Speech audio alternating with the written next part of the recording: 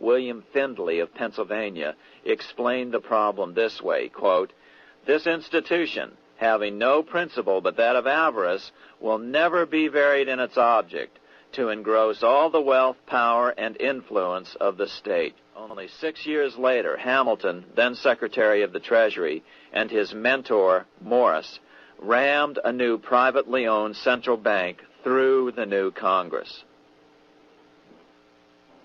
Called the first Bank of the United States, Thomas Whiling again served as the bank's president. The players were the same, only the name of the bank was changed. As we saw earlier, both Thomas Jefferson and James Madison were unalterably opposed to a privately owned central bank. They had seen the problems caused by the Bank of England. They wanted nothing of it. As Jefferson later put it, "If the American people ever allow private banks to control the issue of their currency, first by inflation, then by deflation, the banks and the corporations which grow up around them will deprive the people of all property until their children wake up homeless on the continent their fathers conquered." During the debate over the future monetary system, another one of the founding fathers, Gouverneur Morris, castigated the motivations of the owners of the Bank of North America. Gouverneur Morris headed the committee that wrote the final draft of the Constitution. Morris knew the motivations of the bank well. Along with his old boss, Robert Morris, Gouverneur Morris and Alexander Hamilton were the ones who had presented the original plan for the Bank of North America to the Continental Congress in the last year of the Revolution. In a letter he wrote to James Madison on July 2nd, 1787, Gouverneur Morris revealed what was really going on. "The rich will strive to establish their dominion and enslave the rest. They always did. They always will. They will have the same effect here as elsewhere if we do not, by the power of government, keep them in their proper spheres." Despite the defection of Gouverneur Morris from the ranks of the bank, Hamilton, Robert Morris, Thomas Whiling, and their European backers were not about to give up. They convinced the bulk of the delegates to the Constitutional Convention to not give Congress the power to issue paper money. Most of the delegates were still reeling from the wild inflation of the paper currency during the Revolution. They had forgotten how well colonial scrip had worked before the war. But the Bank of England had not. The money changers could not stand to have America printing her own money again.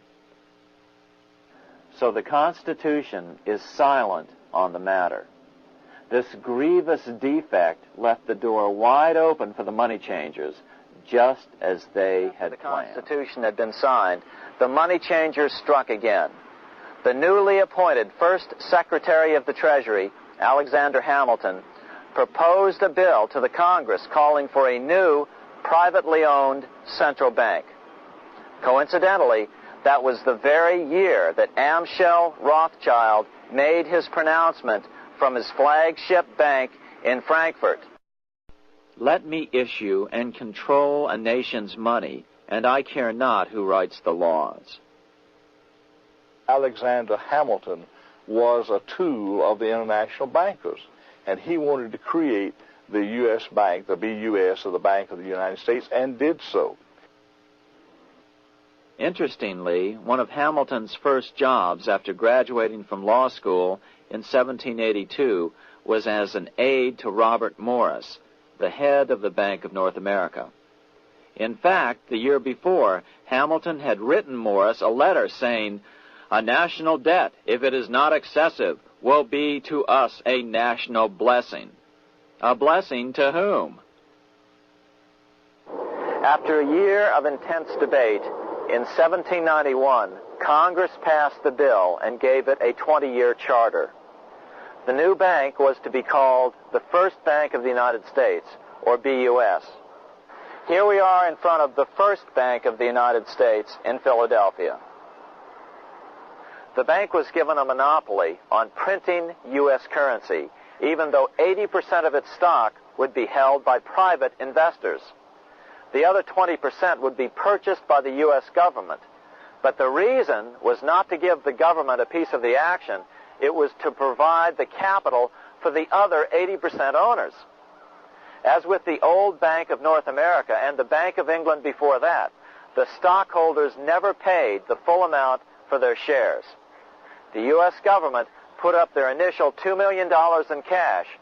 Then the bank, through the old magic of fractional reserve lending, made loans to its charter investors so they could come up with the remaining $8 million of capital needed for this risk-free investment. The Bank of England, the name of the Bank of the United States, was deliberately chosen to hide the fact that it was privately controlled.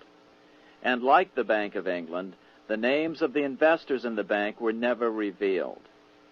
Many years later, it was a common saying that the Rothschilds were the power behind the old Bank of the United States. The bank was sold to Congress as a way to bring stability to the banking system and eliminate inflation. So what happened? Over the first 5 years, the U.S. government borrowed $8.2 million from the Bank of the United States. In the same 5-year period, prices rose by 72%. Jefferson, as the new Secretary of State, watched the borrowing with sadness and frustration, unable to stop it. I wish it were possible to obtain a single amendment to our Constitution, taking from the federal government the power of borrowing. Millions of Americans feel the same way today. They watch in helpless frustration as the federal government borrows the American economy into oblivion. So, although it was called the first Bank of the United States, it was not the first attempt at a privately owned central bank in this country. As with the Bank of North America, the government put up most of the cash to get this private bank going. Then the bankers loaned the money to each other to buy the remaining stock in the bank. It was a scam, plain and simple, and they wouldn't be able to get away with it for long. But first...